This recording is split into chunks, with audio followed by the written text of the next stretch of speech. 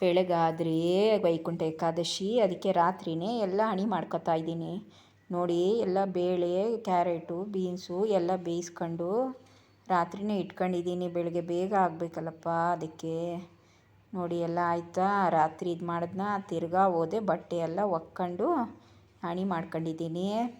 ಬೆಳಗ್ಗೆ ಪೂಜೆಗೆ ಬೇಗ ದೇವ್ರ ದರ್ಶನಕ್ಕೆ ಹೋಗ್ಬೇಕಲ್ಲ, ಅದಕ್ಕೆ ನೋಡಿ ರಾತ್ರಿಯೇ ಎಲ್ಲ ಅಡುಗೆ ಮನೆಯನ್ನು ಕ್ಲೀನಾಗಿ ಮಾಡ್ಕೊಂಡು ಇಟ್ಟಿದ್ದೀನಿ ನೋಡಿ. ಇವಾಗ ಬೆಳಗ್ಗೆನೇ ಎದ್ದು ಮುಖ ತೊಳ್ಕೊಂಡು ಮನೆಯೆಲ್ಲ ಒರೆಸ್ಕೊಂಡು ದೇವ್ರನ್ನ ನೋಡ್ಕೊಂಡೇ ಗೋವಿಂದ ಗೋವಿಂದ ಅಂದ್ಕೊಂಡೇ ಕೆಲಸ ಮಾಡ್ಕೊಂಡು ನೋಡಿ. ಬಾಗಿಲು ಎಲ್ಲ ತೊಳ್ಕೊಂಡು ರಂಗೋಲಿನ ಬಿಡಿಸಿ 4 ಗಂಟೆಗೆಲ್ಲ ಹಣಿ ಮಾಡಿದೆ ನೋಡ್ರಪ್ಪ.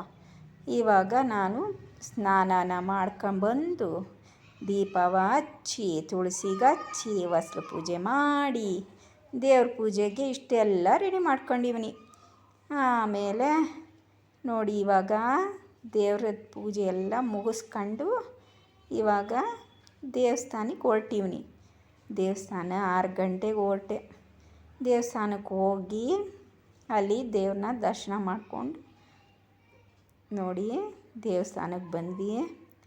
ದೇವ್ರದ್ದು ಎಷ್ಟು ಚೆಂದಾಗಿ ಅಲಂಕಾರ ಮಾಡೋರಲ್ವಾ, 2 ಕಣ್ಣು ಸಾಲದು ಇದನ್ನು ನೋಡೋಕ್ಕೆ ನೋಡಿ. ಇವಾಗ ಲೈನು ಕ್ಯೂನಲ್ಲಿ ನಿಂತ್ಕೊಂಡು ಒಂದೊಂದೇ ಹೆಜ್ಜೆ ಮುಂದೆ ಇಟ್ಕೊಂಡು ಉತ್ತರ ಬಾಗಿಲಿಗೆ ಹೋಗಿ ದೇವ್ರ ದರ್ಶನ ಮಾಡಿಕೊಂಡು ಅಲ್ಲಿ ಕೊಟ್ಟಿರೋ ಮಂಗಳಾರತಿನ ತಗೊಂಡು ತೀರ್ಥನ ಸೊರ್ರಂತ ಎಳ್ಕೊಂಡು ನೋಡಿ. ದೇವರು ಎಷ್ಟು ಚೆಂದಾಗಿ ಮಾಡೋರಲ್ವಾ. ಅಪಾಟಿ ಜನ ಇದ್ದರು.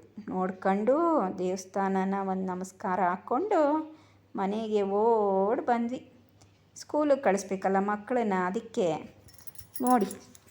ಇವಾಗ ರಾತ್ರಿನೇ ಕೂಗಿಸ್ಕೊಂಡಿದ್ನಲ್ಲ ಅದೆಲ್ಲನೂ ಮಿಕ್ಸ ಮಾಡಿಕೊಂಡು ಅವಲಕ್ಕಿ ತೊಳೆದ್ಬಿಟ್ಟು ಇಟ್ಟಿವ್ನಿ ನೋಡಿ.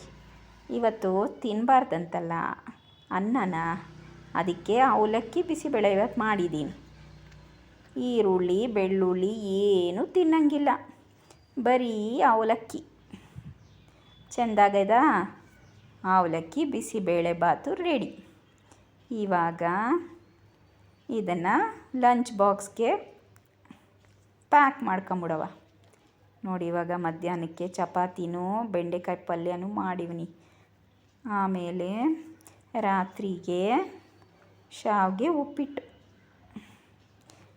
ಇದನ್ನೆಲ್ಲ ಮಾಡಿ ಪುಸ್ ಅಂತ ನೀರು ಕುಡ್ಕೊಂಡು ಮಲ್ಕೊಂಡ್ವಿ. ಬೆಳಗ್ಗೆ